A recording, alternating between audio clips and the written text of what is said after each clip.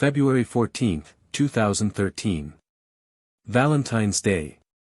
For most, it's a day of affection, of chocolates and roses. For Kira Steger, it was supposed to be just that, an ordinary evening with the man she married. But that night ended differently. She didn't come home. She didn't call.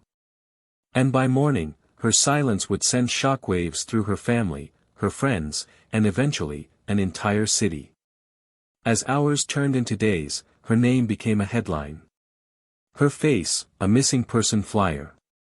But behind those headlines, detectives were quietly working, reviewing footage, analyzing data, and slowly uncovering what really happened. It would be the quiet eyes of surveillance, unblinking and indifferent, that revealed what no one expected. A relationship in crisis. A truth buried beneath routine. This is not just the story of a crime.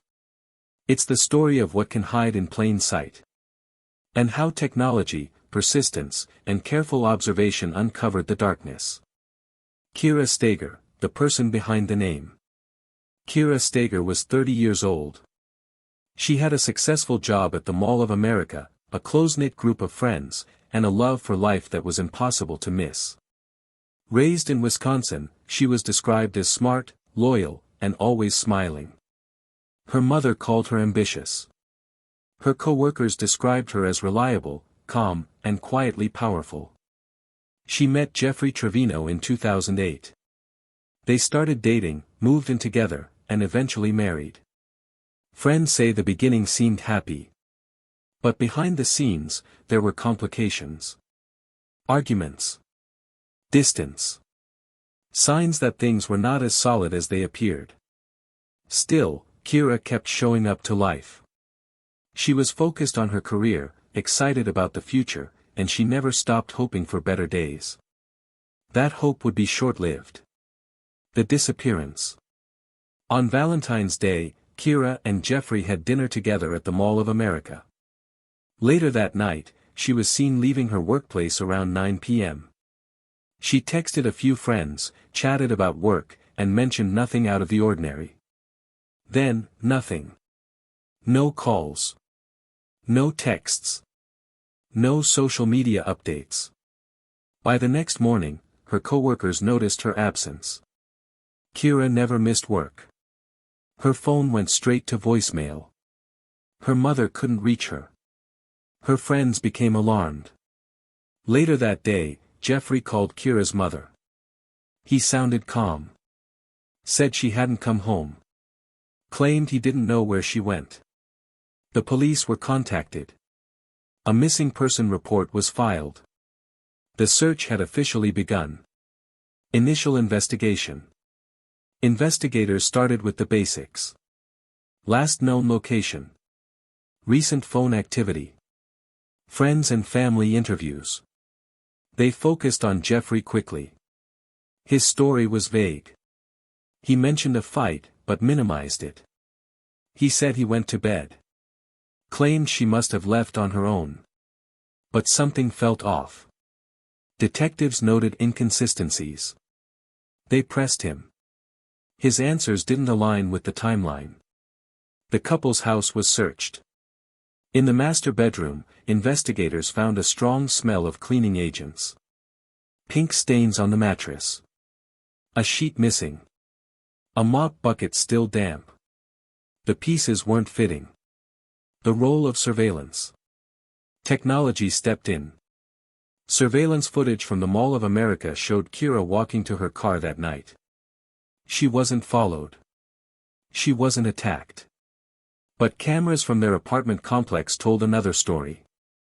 Footage showed Jeffery struggling to load something into Kira's car around 2:30 a.m.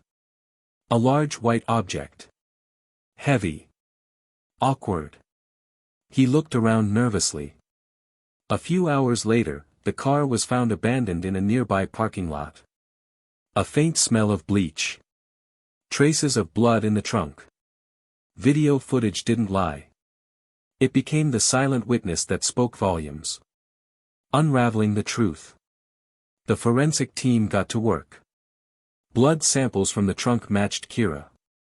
Carpet fibers matched those from their bedroom. Investigators discovered receipts showing Jeffery had purchased cleaning supplies hours after Kira was last seen. Text messages revealed more. Kira had been texting friends days before about marital problems. About possibly separating. Every clue pointed back to Jeffery. He was arrested. The arrest and trial. Charged with second-degree murder, Jeffery Trevino pleaded not guilty. The trial was emotional. Friends testified about the couple's rocky relationship. Experts detailed the blood evidence, the surveillance footage, the cleaning supplies.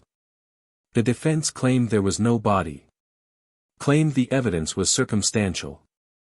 But on May 8, 2013, nearly 3 months after her disappearance, a body was discovered in the Mississippi River. It was Kira. Now, the jury had the final piece. They returned a guilty verdict. Aftermath and reflections. Kira's family finally had some closure. But the grief remained. Her mother spoke at the sentencing, through tears. Friends held vigils.